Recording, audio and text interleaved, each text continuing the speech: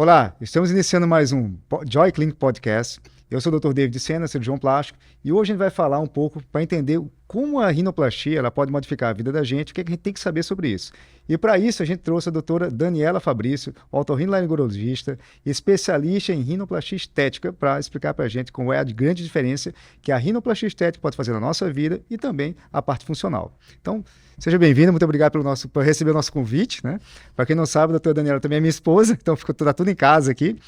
E Dani, o objetivo hoje é a gente conversar um pouco sobre como a rinoplastia muda a vida das pessoas, seja do ponto de vista estético, como também do ponto de vista funcional.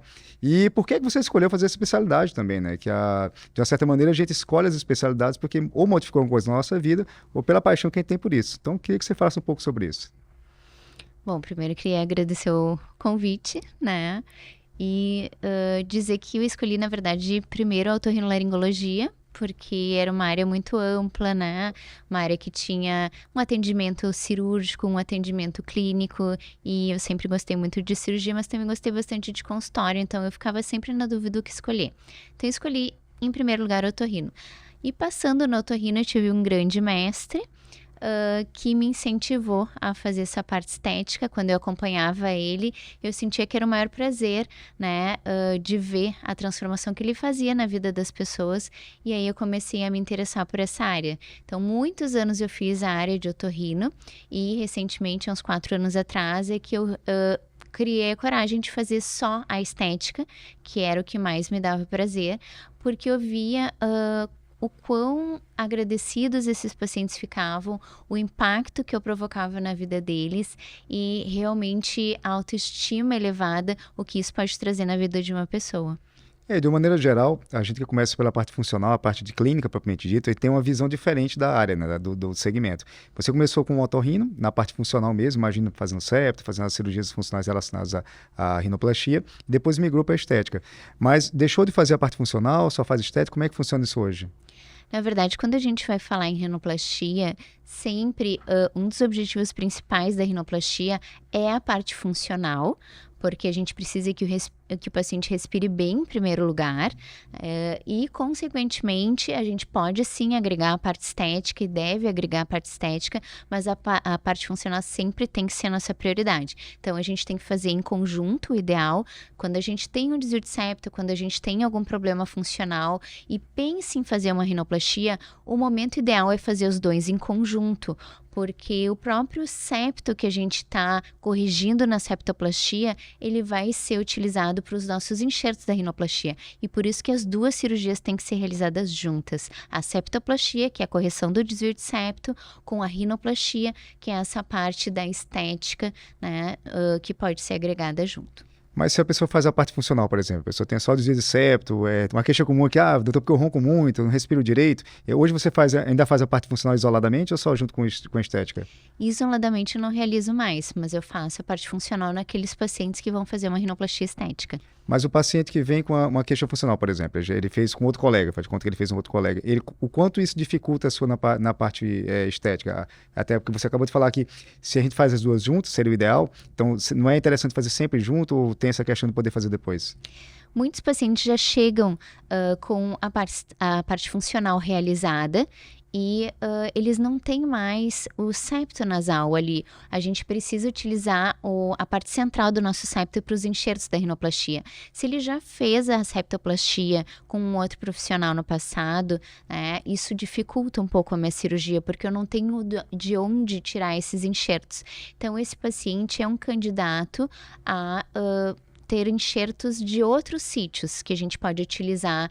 Preferencialmente eu utilizo costela, porque é uma cartilagem mais firme, mais forte, né? Ela tem um formato muito bom de se trabalhar e em alguns casos assim mais de um enxerto de cobertura, enxertos mais maleáveis, pode sim ser utilizado o enxerto de cartilagem da orelha. Então quando a gente não tem o septo para realizar, né, não tem o miolinho do septo para realizar essa nossa rinoplastia, a gente pode lançar mão desses outros sítios de enxerto que são tão importantes hoje em dia e cada vez mais utilizados. Então, o septo, para quem não é da área, não é médico, o septo é aquela parte que divide o nariz no meio, é isso? Tipo, narina direita, narina esquerda? O septo ele é composto pela cartilagem Aham. septal, né, que a gente chama de cartilagem quadrangular do septo, e por uma parte óssea, que é a parte mais posterior, e forma, então, essa divisão entre a fossa nasal direita e esquerda. Então, o que vai no meio é o septo nasal. Então, existe uma porcentagem muito grande de desvios de septo na população geral, mesmo que a pessoa não tenha muitos sintomas, né? A gente considera que quase 70% da população tem algum grau de desvio de septo e não necessariamente tenha sintomas, que o principal sintoma é sentir, né, a obstrução nasal, o nariz trancado naquele lado desviado. Então, durante a rinoplastia, mesmo que o paciente não tenha sintomas, é importante a gente fazer essas correções para que após a rinoplastia ele não tenha um problema funcional depois. Por que as pessoas têm tanto desvio, então? Assim, tem uma causa específica? Foi na infância algum trauma, algum machucado? É da genética da família? Como é que uma pessoa, por exemplo, ficou com dúvida agora? Poxa, você tem tanta gente com desvio, será que eu não tenho um desvio e daqui a um pouco poderia melhorar minha respiração associada? Quando eu for fazer minha estética, pedir para o meu cirurgião. O que é que se causa isso? O que é que causa esse desvio? O desvio de septo ele é comumente causado por ou trauma nasal, principalmente trauma na infância, ou a gente considera o mais frequente que são os desvios de crescimento. A gente pode ter um estirão de crescimento muito grande e o septo desenvolve rapidamente e ele não tem muito para onde crescer. Às vezes a parte óssea não acompanha a parte cartilaginosa e aí começam os desvios de crescimento. Então, são os mais frequentes, né? Então, a gente cresce muito rápido, o nariz não acompanha muito bem a parte cartilaginosa, cresce mais rápido que a óssea, e aí bate no osso e acaba desviando. Perfeito. Mas é por isso que não se opera pessoas que não sejam adultas ainda, assim, que a gente ouve, não vou operar, porque é muito adolescente, que ainda pode estar desenvolvendo, seria esse o motivo? Na verdade, a idade ideal para realizar uma rinoplastia, ela difere um pouquinho, né, de cada profissional, mas o consenso é que aquele nariz em crescimento, ele não deve ser abordado de uma maneira mais agressiva, né? Então, a rinoplastia estética, por ser um procedimento estético, a gente deixa para abordar depois que o nariz cresceu, que na menina varia em torno de 2 a 3 anos após a primeira menstruação, né? Que aí a menina já acabou o crescimento, né, do seu nariz, e no menino isso é um pouquinho mais adiante, em torno de 16 a 18 anos, quando acabou aquele estirão do crescimento. Agora, casos assim mais graves de desvios muito grandes, né, no septo, que estão atrapalhando o crescimento facial de uma criança, traumas nasais na infância com deformidades graves, se aborda em qualquer idade, mas um procedimento estético se espera sim um crescimento nasal completo.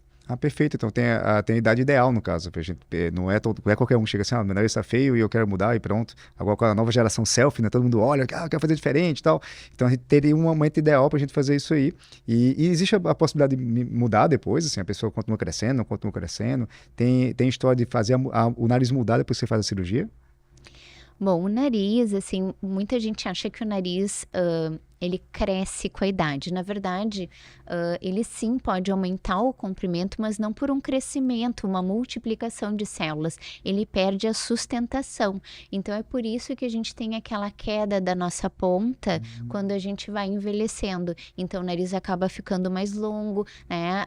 Tem uma frouxidão dos tecidos, a parte cartilaginosa se solta um pouco da parte óssea e ele parece bem mais longo. Então, na verdade, ele não está crescendo, ele está perdendo a sustentação. Então, o nariz modifica, assim, ao longo da vida. E por isso que hoje em dia, uma das técnicas mais utilizadas da rinoplastia, a gente chama de rinoplastia estruturada, porque a gente vai fazer uma estrutura nesse nariz que mantenha ele mais forte para ele aguentar esse período, esse passar do tempo de uma forma, assim, mais duradoura, tanto da parte funcional quanto da parte estética. Então, se eu penso numa cirurgia que tenha mais durabilidade, que tenha um resultado mais adequado em relação aos anos, ainda, até porque a gente está nesse projeto do 40 mais você, pelo menos nessa temporada, eu vou pensar numa estruturadora. E se eu quiser uma coisa menor, eu posso fazer outra técnica? Como é que você imaginaria isso? Bom, as técnicas elas variam de acordo com o profissional, né? O profissional, então, é que ele vai determinar de acordo com o tipo de nariz, o tipo de sustentação, né, desse nariz, se ele realmente vai precisar de uma técnica estruturada ou se ele pode ser feito uma técnica mais convencional, né? Que são casos assim, especificamente nos meus casos, eu procuro abordar sempre de uma forma mais estruturada. Existe uma outra vertente da rinoplastia que cada vez mais tem espaço, que é a rinoplastia de preservação, em que a gente preserva as estruturas, né, principalmente o dorso do nariz, e em vez da gente abordar ele por cima, raspando esse dorso, a gente preserva as linhas de dorso bonitas do paciente e acaba atuando mais por baixo, afundando esse dorso nasal. Isso faz com que a recuperação seja mais rápida, o resultado mais natural, menos chance de irregularidades. Então, nesses casos, a gente pode também fazer essas abordagens mais, digamos, minimalistas, né, com menos trauma, mas principalmente na região da ponta, mesmo fazendo uma preservação do dorso, a ponta é uma estrutura que, na minha opinião, sempre deve ser, né, colocado enxertos e estruturada para que ela tenha uma vida longa. Deixa eu ver se eu entendi. A gente pode usar estruturada, pode usar a preservation, de preservação. E em alguns casos, você prefere fazer as duas associadas, porque pega o melhor dos dois mundos. Pega o melhor da preservação e pega o melhor da estruturação. E a estruturação é aquela que a gente usa os enxertos, né? Quando tira aquele pedacinho lá do septo, que é aquela área que divide o nariz do meio, ou se não conseguir por algum motivo, pode pegar também da porção posterior da orelha ou até da costela. E a preservação a gente tira da parte mais baixa, não faz aquela raspa da bolinha que tem aqui no nariz, né? Seria mais ou menos isso? Isso, basicamente isso, né? Na rinoplastia híbrida, que é o que a gente chama, a gente associa esses dois mundos, né? Que é um dorso mais natural do paciente, né? Sem ter uma abordagem tão agressiva ali na parte da superfície do dorso.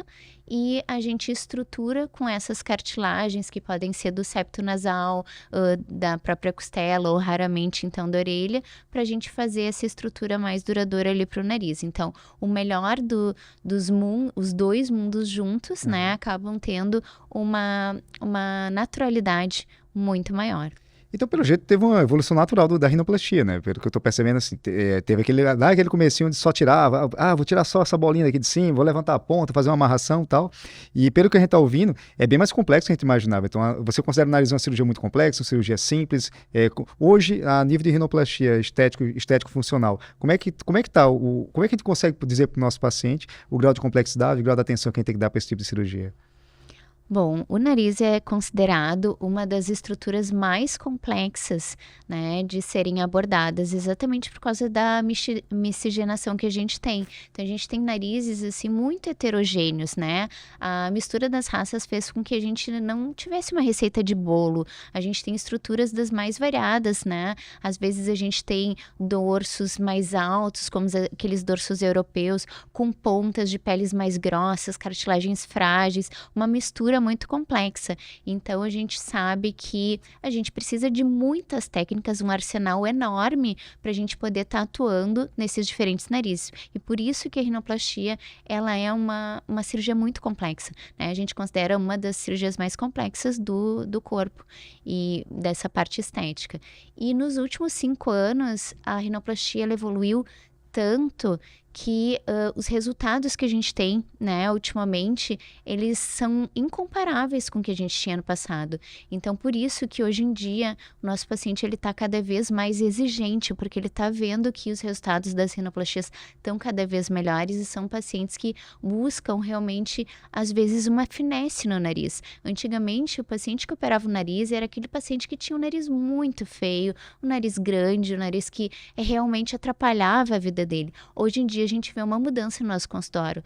No nosso consultório, às vezes, tem pacientes com nariz ok, mas que buscam uma finesse, né? Tem algum incômodo com alguma parte e que a gente pode, assim, conseguir ter essa melhora, né? A melhor versão desse nariz. É interessante que a gente percebe também no nosso mercado, no mercado como um todo da medicina, das cirurgias estéticas, enfim, como um todo, cada vez mais os colegas, e eu me incluo nesse, tá escolhendo um segmento e sendo bem mais aprofundado naquele segmento, exatamente pelo avanço tecnológico, das exigências, as técnicas para você poder acompanhar. E a rinoplastia, o que eu percebo, tanto no mundo da plástica como na otorrino, é que realmente está dando uma convergência muito grande. Aquela pessoa que fazia tudo, faz cirurgião plástico, fazia peito, mama, nariz e lipo, naturalmente está percebendo que no nariz o buraco é muito mais embaixo. Você não pode fazer simplesmente qualquer nariz, você tem que se especializar muito naquilo ali, porque a coisa está muito mais avançando. E eu sei que você usa uma técnica diferente, que é o piezo, né? Que é, qual é a diferença desse para o que a gente fazia antes com essa maquininha que se utiliza hoje? Bom, o piezo, ele é um ultrassom, né?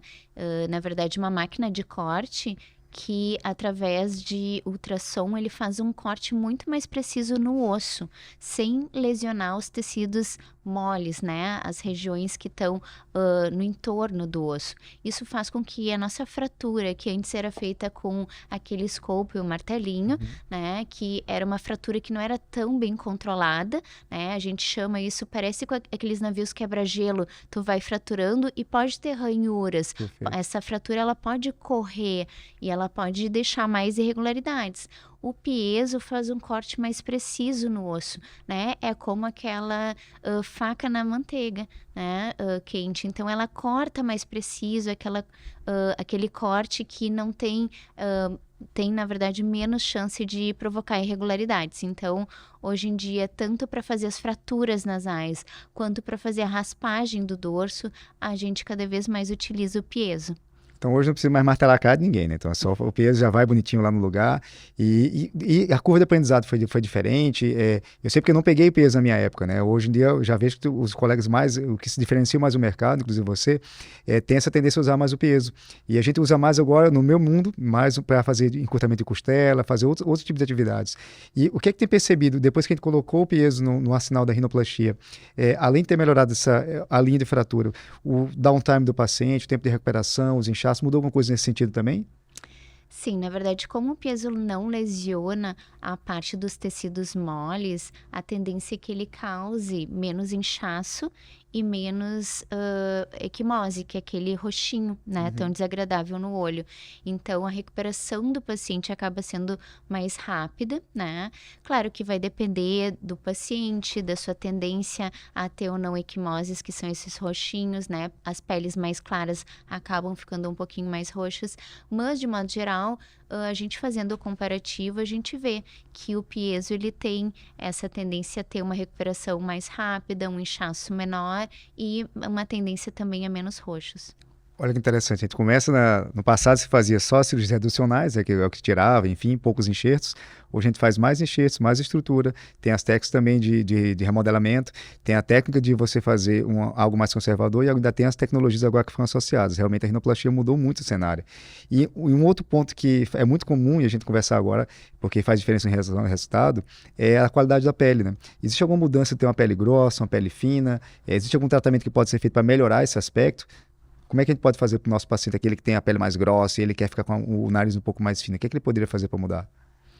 Bom, eu sempre falo na consulta que a pele, ela é grande parte do resultado da rinoplastia, porque não adianta eu trabalhar embaixo dessa pele, né, fazer uma estrutura bonita, uma ponta fina, um nariz muito refinado e jogar um edredom por cima, né, que seria aquela pele grossa, vai mostrar muito pouco do meu trabalho. Então, a diferença entre pele fina e pele grossa realmente é essa. A pele fina é um lençol em cima do meu trabalho, a pele grossa é um edredom em cima do meu trabalho. Então, a pele fina tem uma tendência a menos inchaço, né, a ter uma definição maior de ponta, a ter um resultado mais rápido de cirurgia, e a pele grossa é uma pele muito mais difícil. Ela pode formar mais fibrose, que é uma cicatrização indesejada que acontece, né, embaixo da pele e acaba não definindo muito bem o meu resultado. Ela tem um tempo bem maior, a gente sempre fala que para uma rinoplastia,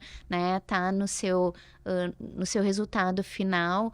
Na pele mais fina, em torno de 1 ano, a gente já vê um resultado quase que final. Na pele grossa, às vezes, a gente pode levar até 2 anos, né? Às vezes até mais.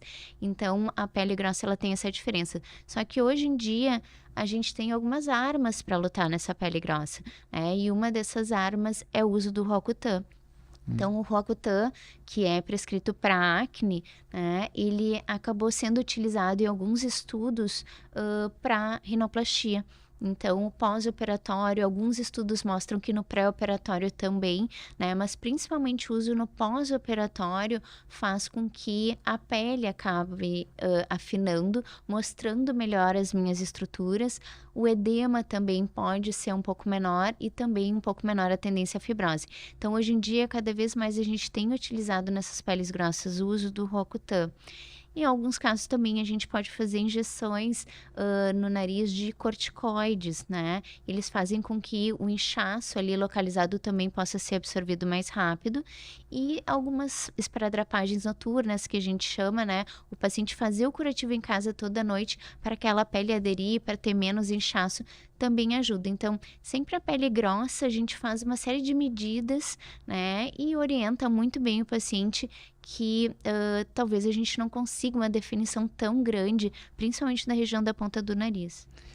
Depois que ele pensa na pele grossa, eu fico imaginando a parte óssea também. Tem algum paciente que vai ter que mudar, fazer alguma modificação na parte óssea desse paciente, com o nariz é mais afundado, nariz saído, e a gente chega a atuar em algum momento na parte óssea, pela configuração da face como um todo, o mento muda alguma coisa em relação à avaliação também. Como é que a gente pensa nesses casos? Na verdade, primeiro, para avaliar um nariz, a gente tem que avaliar a face, né? É muito importante a gente ter os parâmetros de análise facial, e o mento, ele é uma estrutura extremamente importante no nariz, né? Porque de acordo com a posição do mento, a gente pode ter uma percepção errônea do tamanho do nosso nariz. Aquele paciente que tem o mento muito para trás, ele faz com que sempre o nariz, por mais que eu opere esse nariz, ele sempre vai ter a percepção que é um nariz maior. Então, a gente tem que mostrar essas alterações para o paciente, né? Naqueles casos que tem, inclusive, indicação de uma cirurgia ortognática, né? De avançar esse mento, ou até algum procedimento menor, estético nesse mento, a gente orienta que seja feito antes da rinoplastia, para a gente poder fazer uma avaliação melhor desse nariz e também fazer um planejamento melhor do nariz. Então, essa parte do mento é muito importante.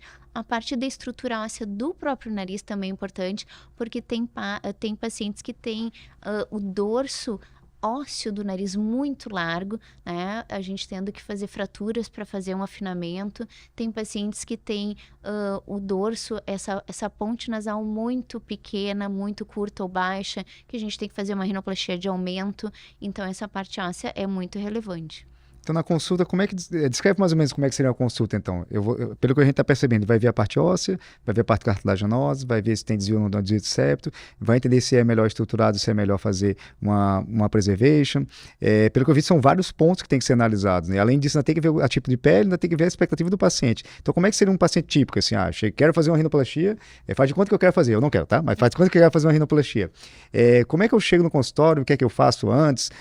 Como é que é avaliado o meu caso? Como seria o passo a passo para você entender como é que seria o dia a dia dela na hora que ela entra na jornada da clínica?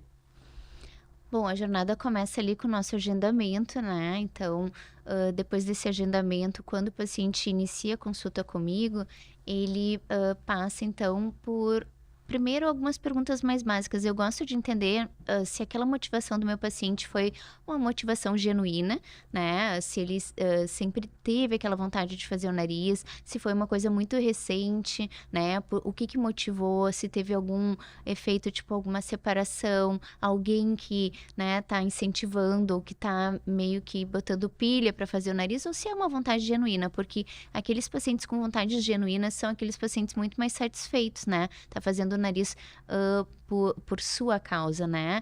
Para uma melhora sua. Então, esse é o principal ponto, assim, do início, né? Para entender o que motivou aquela vinda. A partir de então, eu vou ver as queixas desse paciente, né? E também vou avaliar se ele tem, né? Através de uma anamnese, se ele tem uma boa respiração ou não. Que isso vai ser confirmado, então, através de uma avaliação, né? De uma endoscopia nasal, para ver se tem desvio de septo, se tem... O que é endoscopia nasal? Endoscopia nasal é uma câmerazinha que a gente coloca dentro do nariz para avaliar todas as estruturas internas. Então, através dela, eu consigo ver se o paciente tem um desvio de septo, se ele tem um aumento dos cornetos, ou se tem alguma outra coisa ali no nariz impedindo essa respiração. E aí, eu vou fazer também a análise da pele do paciente, né? Eu vou fazer uma palpação desse nariz para ver a proporção de cartilagem, de osso, vou avaliar as válvulas nasais desse paciente, que são aquelas entradinhas do nariz que podem colabar numa inspiração mais profunda, e vou avaliar também toda essa parte de assimetrias, de globosidades, de anormalidades.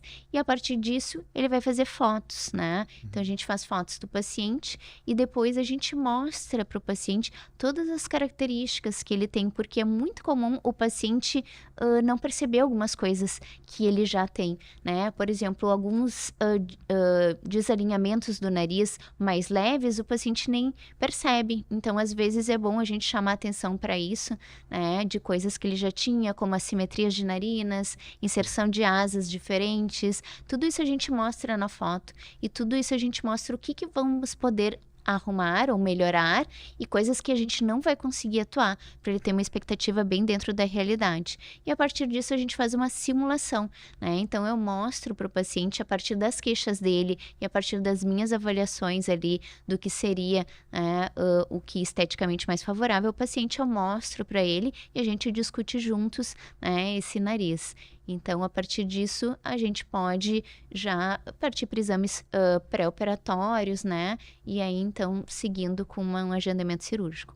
Então ele vai ser agendado, aí ele tem a primeira consulta, depois ele bota aquela mangueirinha no nariz para verificar a parte funcional, isso faz na própria consulta mesmo, não tem que fazer exame, nada, já está tudo no lugar só. Sim. Lá quando faz, depois já verifica a qualidade de pele, verifica as válvulas, são essas aberturas quando a gente respira, né? E essa na porção lateral, então vê as duas válvulas estão funcionando bem, depois está tudo funcionando bem, aí a gente entra na estética. Aí entrando na estética, quais são as expectativas, quer, não quer, verifica se a fotografia ficou adequada em relação a uma simulação do que ela está imaginando, e se aquilo é viável, se aquilo é um sonho, né?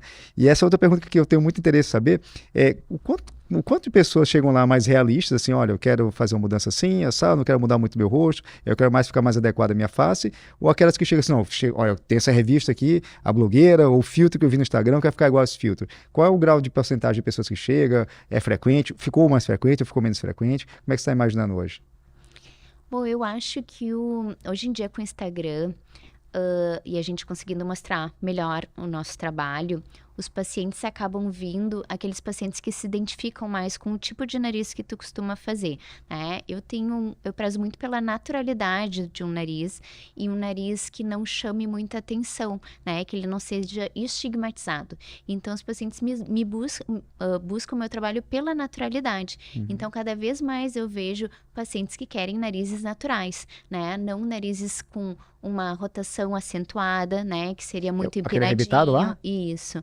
Ou aqueles pacientes que querem muita curva no dorso, né? Então, esse tipo de nariz não é o nariz que eu proponho ao paciente. Claro que dependendo de algum nível, assim, de pequenas alterações, pode ser feito. Mas é difícil, assim, a gente fazer coisas muito acentuadas que esteticamente não vão favorecer o paciente, né? Então, não é o tipo de nariz que eu preconizo, né? Que eu prego ao meu paciente. Então, eu acho que o paciente está cada vez vindo mais bem orientado pelas informações que a gente tem no Instagram e mais identificado com o teu trabalho, né? Então, os pacientes que me procuram são pacientes que realmente buscam narizes mais naturais, né? Narizes mais definidos, mais delicados, né? E eles entendem, e é uma coisa que eu realmente faço questão de explicar, que é a melhor versão deste nariz para o paciente, mas é o seu nariz, né? Então, eu gosto até que me levem algumas fotos para eu entender o que o paciente gosta ou não, mas é muito importante o paciente saber que nunca vai ser aquele nariz daquela atriz ou daquela influência, né? Mas alguns tipos de inspirações até são importantes para entender o que o paciente gosta e o que ele não gosta. Então, aquele narizinho da Barbie, narizinho da Disney, não é para todo mundo. Tem que ter um rosto específico para aquele tipo de narizinho, é isso? Isso. Claro que, na verdade, alguns pacientes desejam esse tipo de nariz e ele pode ser feito se as alterações, a face do paciente propicia, mas realmente não é para todo mundo. E muda alguma coisa em relação aos pedidos daquele paciente que é mais jovem, em torno dos 20, 25 anos, e aquele paciente que já está acima de 40 anos, percebe algum tipo de mudança de comportamento? O que é diferente de um para o outro? Bom, o paciente mais jovem, ele realmente busca um nariz que tenha algumas características, assim, de um pouco mais de rotação, né? Um pouco mais de delicadeza, narizes bem finos, pontas bem finas, né? Então, aquele paciente que tem mais de 40 anos, ele já está normalmente com a sua vida afetiva um pouco mais estabilizada e ele busca mais naturalidade, né? Ele quer corrigir coisas que incomodam ele, mas ele não quer ser reconhecido por ter feito uma rinoplastia. Ele quer que as pessoas olhem para ele e percebam uma melhora na face, que realmente a pessoa está mais bonita ou até mesmo rejuvenescida, mas que não foquem assim, tu fez uma cirurgia no nariz, que o nariz passe a ser despercebido. Então eles procuram menos alterações no nariz, mais naturalidade mesmo.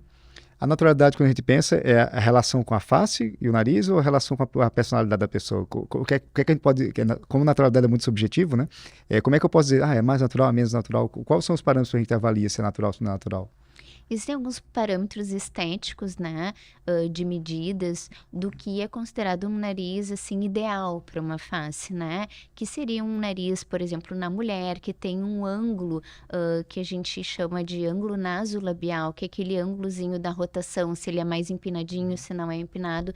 Na mulher, se permite que ele seja um pouquinho mais empinadinho, é um ângulo de 95 a 105 graus. No homem, é um ângulo um pouco mais fechado, é um ângulo de 90 graus, às vezes no máximo 95. Então, alguns parâmetros de medidas a gente tem para isso, né? Então, a gente considera os narizes naturais, esses que estão dentro do padrão estabelecido, né, no mundo, No mundo como um né? todo.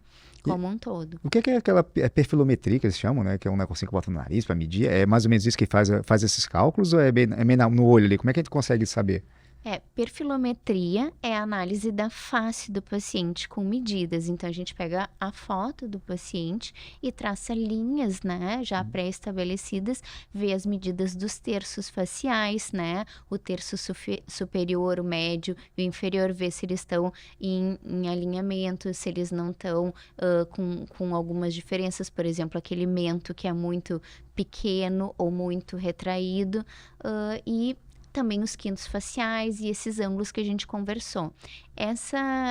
Esse aparelho que faz as medidas específicas, talvez tu esteja falando, se chama projetômetro. Esse a gente usa na cirurgia. O projetômetro, a gente faz as medidas pré-operatórias, coloca ali as marcações para nos guiar durante a cirurgia com aquele nosso planejamento, porque a gente tem, através de números bem calculados e estudados, o que a gente vai fazer naquele nariz. Então, eu sei que eu vou diminuir a projeção da ponta em 4 milímetros, eu sei que eu vou diminuir aquele dorso em 6 milímetros. Então, é como se fosse um moldezinho que eu vou colocando ali durante a cirurgia para ver se está adequado, se eu estou conseguindo chegar àquela minha expectativa, né, de estudo e de cálculo pré-operatório.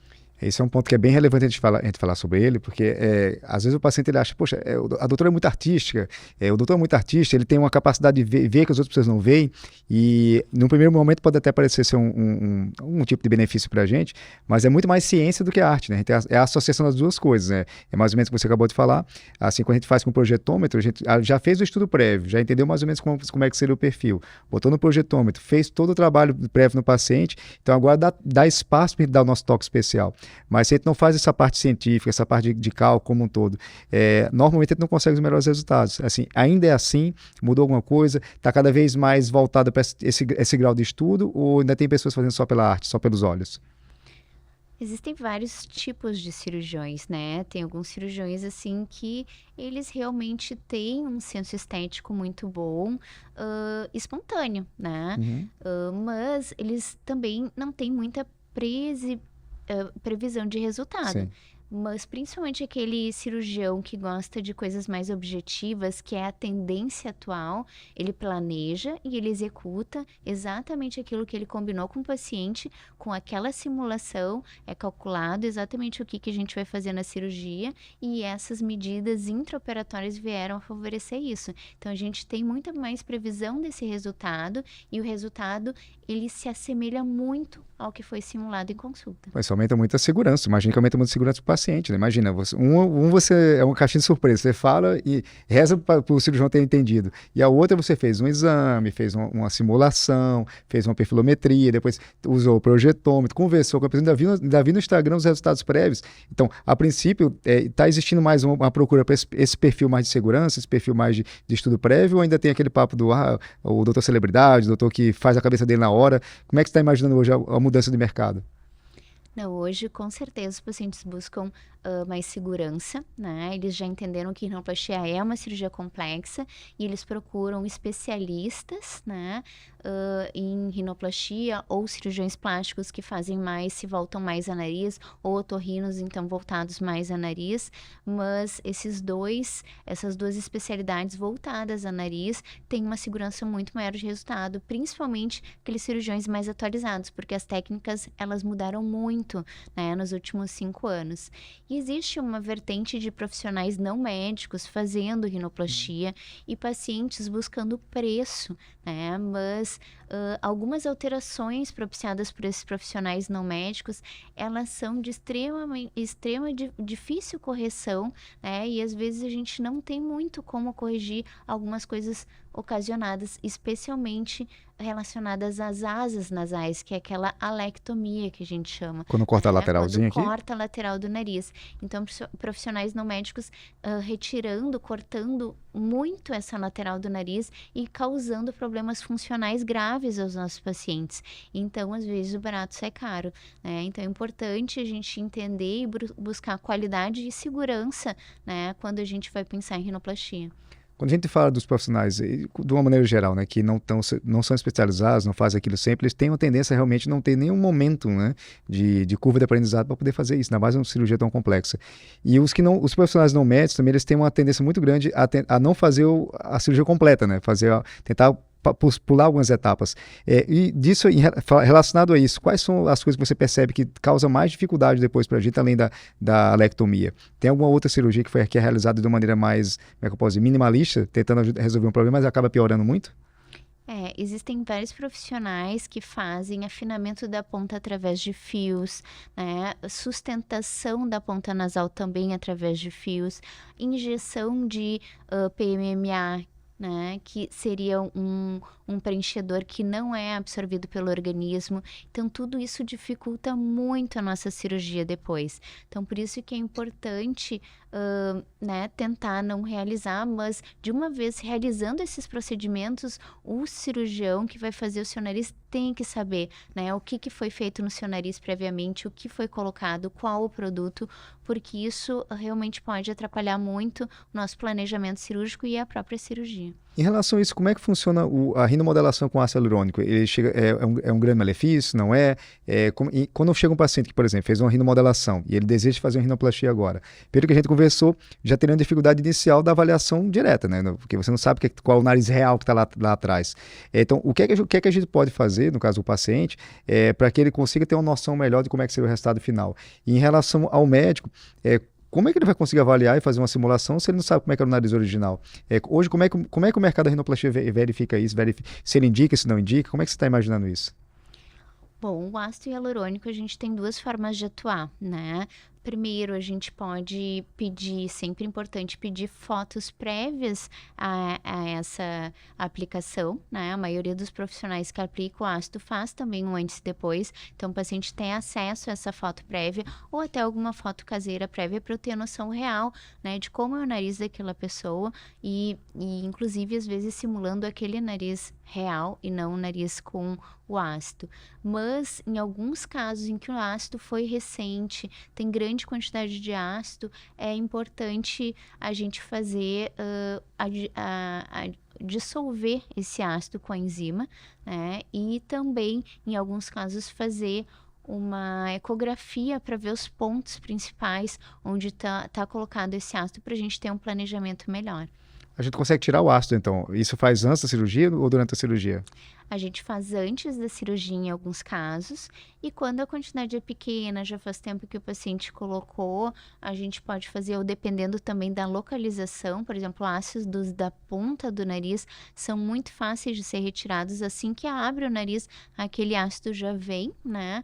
Então, às vezes, a gente nem precisa dissolver isso antes, mas ácidos que são colocados mais no radix do paciente, que é essa região mais fundinha que a gente tem aqui, às vezes é um ácido um pouco mais resistente, né, à retirada. E a gente sabe que mesmo dissolvendo, tem algumas áreas que a enzima não vai penetrar, a gente não tem acesso a tudo que foi colocado, então alguma coisinha a gente sempre tem que estar preparado, né, com um arsenal grande na cirurgia para poder corrigir aquele nariz que está se apresentando também na mesa cirúrgica, né? Mas claro, com um planejamento prévio já estabelecido. Então, peraí. Então, tem a complexidade natural da rinoplastia, as variações étnicas todas, aí tem a questão da pele, tem a questão da cartilagem está desviada ou não está desviada, a questão da implantação óssea, se o paciente não fez uma cirurgia prévia, se o paciente colocou algum tipo de aloplástico da vida, uma coisa que não é biológica, então tudo isso tem que ser levado em conta pelo cirurgião em relação ao paciente. Então não é só dar uma raspadinha, então não é só dar uma levantadinha na ponta. Não, inclusive alguns pacientes que já realizaram uma rinoplastia vêm com frequência nos procurar e aí a gente faz essas rinoplastias revisionais, rinoplastias secundárias ou terciárias, dependendo quantas vezes ele operou esse nariz e às vezes é um pequeno detalhe que incomoda o paciente, né? E esse detalhe para ser corrigido, a gente literalmente tem que desmontar o nariz para reconstruir ele, né? Porque são estruturas que já estão danificadas, existe já um processo cicatricial grande nesse nariz e a dificuldade de uma cirurgia posterior de um nariz já mexido, ou seja, com ácido, com PMMA, com fio, mas principalmente com cirurgias prévias, é muito maior. Então, então quer dizer que um revisional não é tão simples assim. Se for uma cirurgia secundária, é uma cirurgia que é mais difícil, mais complicada e mais difícil também de manter o resultado final. Sim, toda aquela cirurgia secundária, cirurgia no nariz que já foi operado previamente, o grau de complexidade é muito maior, porque além de tudo isso, ele vai receber um enxerto que provavelmente não seja do septo nasal, porque o septo nasal já pode ter sido utilizado. Então, ele vai receber um enxerto de uma cartilagem da costela. E a gente tem que entender que a costela, ela é um sítio diferente do nariz, existem bactérias no nariz que não estão no tórax, então é uma cartilagem que vai ir para um meio com bactérias diferentes, tem uma chance de infecção um pouco maior a cartilagem costal, a gente tem que fazer um preparo diferente nesse nariz, é um nariz que incha um pouco mais, né, o resultado demora um pouco mais a aparecer e a gente tem que ter muito mais cuidado quando a gente utiliza enxerto de cartilagem de costela. Então, apesar da costela ter uma fonte doadora de cartilagem maior, ela não seria a fonte primária. Então, uma vez não sendo a fonte primária, eu tenho esses riscos maiores. Então, não é simplesmente pegar da costela, se não tem, pronto, né? Eu tenho que fazer todo o preparo prévio. E nos casos de cirurgias primárias, a costela, ela ainda é a primeira opção, seria a primeira opção como seria da secundária, ou eu prefiro usar a septo? Como é que seria o raciocínio quando eu vou usar ou não costela? Isso depende de cada cirurgião, tá? Cada vez mais se tem utilizado a costela, né? Inclusive para rinoplastias primárias. Então, a minha filosofia é utilizar a costela quando ela realmente é necessária, quando não tem enxerto suficiente no septo nasal ou quando o nariz exige muitos enxertos, como é aquele nariz de aumento, né? Os narizes afrodescendentes que têm um septo muito curto, né? Muito pouca quantidade e a gente precisa aumentar, são rinoplastias primárias que eu já vou pensar em costela. Naqueles pacientes que têm o septo muito fraturado, já vejo durante o meu exame que um desvio é muito complexo, a gente vai ter pedaços dessa cartilagem muito incertos, né? Frágeis, fraturados, então a gente pode não ter enxertos suficientes. Eu já preparo esse paciente para uma cirurgia com costela. Mas existem outros cirurgiões que, como estruturam muito mais o nariz, eles se sentem muito mais confortáveis com bastante enxerto disponível e já usam costela com muito mais frequência. Então, isso é uma coisa que depende de cada cirurgião, né? Eu acabo utilizando quando realmente necessário, porque acredito que existe um risco agregado ali. Então, no final das contas, não é necessariamente a melhor técnica. O melhor cirurgião que escolher uma técnica, ele consegue abordar bem e tem todo esse arsenal ocorrendo a necessidade no ato operatório, até no planejamento, ele consegue se adaptar. Seria mais ou menos isso? Eu considero que o cirurgião que está atualizado e que tem o maior arsenal de Perfeito. técnicas é o cirurgião mais adequado para fazer o nariz hoje em dia, porque existem coisas que também podem acontecer ali no momento, né? A gente abre um nariz e a gente verifica como são as estruturas e a partir de então a gente tem milhares de técnicas para utilizar. Eu acho que é favorecido aquele cirurgião que conhece o maior número de técnicas possíveis para conseguir aquele melhor resultado para o paciente. E qual é a melhor maneira desse paciente achar, ou pelo menos ele ter menor chance de erro, né? Para achar esse cirurgião que é mais treinado, tem mais, enfim, tem mais recursos. Como é que ele poderia procurar? Uma pessoa leiga que quer fazer uma rinoplastia, agora ela sabe que existe toda essa complexidade, né, de coisas. Então, se fosse fazer um conselho para um caminho natural para uma pessoa dessa, como é que seria o caminho dela? Ela buscaria de que maneira? Bom, eu acho que em primeiro lugar é procurar um cirurgião otorrino ou cirurgião plástico que seja dedicado a nariz, né? O dia a dia desse cirurgião tem que ser nariz, ele tem que só fazer a parte de rinoplastia, né, estética ou funcional, mas que seja um cirurgião dedicado a isso. Uma outra forma de ver isso é também ver se é realmente atualizado ou não, né? Hoje em dia, com o tipo de informação que a gente tem no Instagram, né, a gente consegue verificar, às vezes, o quanto esse cirurgião frequenta congressos, frequenta cursos, tá conversando aquela língua que está mais atualizada hoje em dia, né? Fala sobre os diversos tipos de rinoplastias, né? E aquele cirurgião que acaba proporcionando para o paciente maior grau de informação, né? E também existe muito de empatia, às vezes, tu frequentar ou tu consultar um cirurgião e realmente sentir a segurança, sentir que tá realmente num lugar seguro, né? E às vezes quando verificar que aquele cirurgião não está correspondendo às suas expectativas, né? Poder estar consultando alguma outra opinião. E qual seria uma grande cilada, assim, se uma forma de escolher, só que de uma maneira que já tem tudo para dar errado, ou pelo menos tem uma chance maior de dar errado do que da maneira como você descreveu. Qual seria uma cilada que o paciente às vezes cai e que ele deveria ponderar um pouco mais se ele estiver indo para esse caminho? Eu acho que existem algumas ciladas que a gente tem que ficar de olho, né? Uma delas é preço, né? Uhum. Então, assim, valores muito baixos de uma cirurgia tão complexa, eu acho que é uma coisa que a gente tem que ficar um pouco atento, né? Também os profissionais não médicos ou profissionais que fazem muitas coisas ao mesmo tempo, que se dedicam a muitas coisas. É muito importante, assim, a gente entender que não tem como uma pessoa ser muito atualizada em nariz e ao mesmo tempo fazer um implante de cabelo e ao mesmo tempo fazer uma lipo maravilhosa e ao mesmo tempo fazer um implante glúteo e tudo isso ela está muito atualizada. Então, provavelmente tem alguma linha que esse cirurgião pratica mais, né? E aí, claro, em alguns narizes mais simples ele vai conseguir executar muito bem, mas em complexidades, o ideal é que seja um cirurgião um pouco mais atualizado.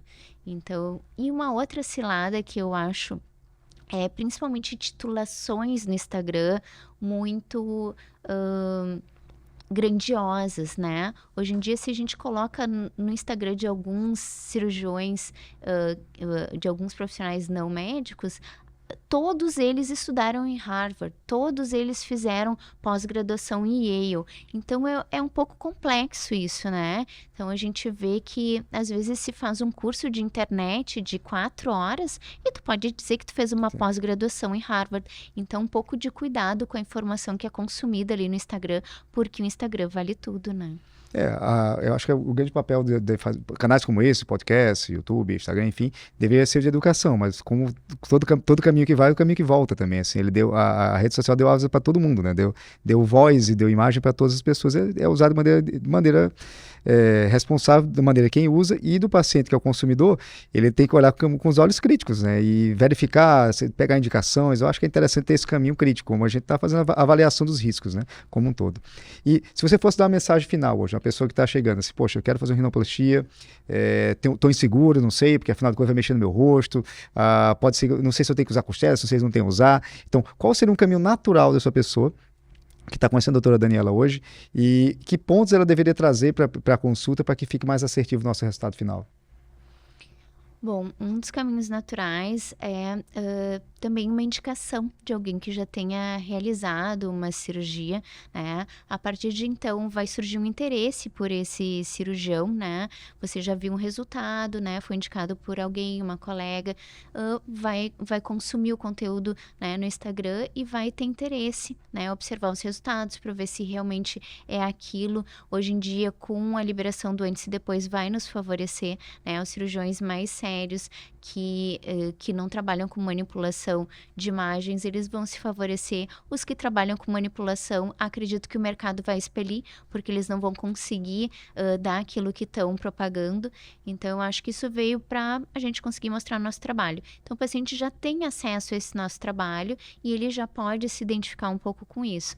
Então, é importante, quando tiver na consulta, é realmente ter uma expectativa realista de resultado, né? E entender, né, o que o seu cirurgião está colocando, coisas possíveis e não possíveis no seu nariz. E entender que um grau muito alto de expectativa gera um grau muito alto de frustração. Então, realmente, a gente alinhar a expectativa cirurgião e paciente, e isso a simulação veio muito a ajudar, acaba favorecendo ambos os lados, né? Então, o paciente fica mais seguro de um resultado e o cirurgião também mais seguro que o paciente está entendendo aquilo que está sendo dito, né? Então, realmente, não esperar milagres em um nariz, simetrias completas, né? Perfeição, isso a gente não consegue adquirir, né? A gente tem assimetrias faciais, a gente tem processos de cicatrização diferentes em cada paciente. Então, assim, eu acho que o recado final é não buscar uma perfeição completa de um nariz, porque acaba tendo uma frustração alta, mas entendendo que a gente vai conseguir uma melhora muito grande, né, nas queixas do paciente. E agora que as pessoas sabem a diferença entre rinoplastia funcional, rinoplastia estética, como encontra o melhor médico, como é que faz a melhor casuística para procurar isso aí, como é que eu fico sabendo sobre os seus casos, como é que eu fico sabendo uns anos depois, como é que eu lhe encontro? Bom, no Instagram eu sou doutora.Daniela Fabrício. Também a gente pode ser encontrado no Instagram da clínica, que é Joy Clinic Plástica, e no site danielafabricio.com.br. Ótimo. E se você quiser saber um pouco mais sobre esse mundo da cirurgia plástica, da educação e aprender um pouco mais como você consegue a sua melhor versão, segue com a gente aqui no Joy Clinic Podcast.